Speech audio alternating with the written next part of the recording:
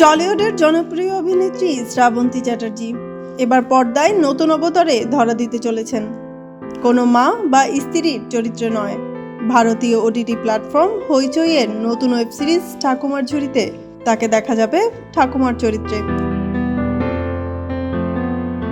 সিরিজের প্রেক্ষাপট বর্তমান সময়ের এক ঠাকুমা ও নাতনির গভীর সম্পর্ককে কেন্দ্র করে আবর্তিত হবে।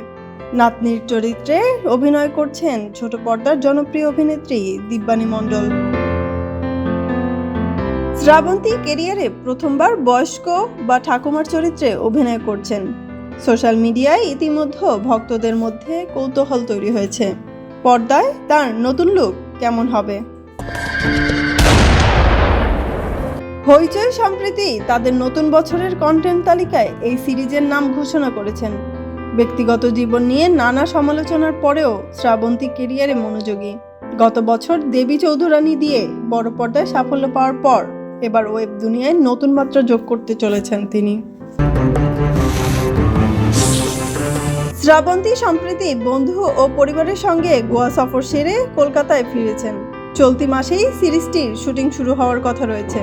নাতনি দিব্যানী মণ্ডলও সিনিয়র অভিনেত্রীর সঙ্গে কাজ করার সুযোগ পেয়ে উচ্ছ্বাসিত। এবার শ্রাবন্তীর এই নতুন এক্সপেরিমেন্ট ওটিটি দুনিয়ার কতটা সাড়া ফেলবে সেটাই দেখার বিষয়।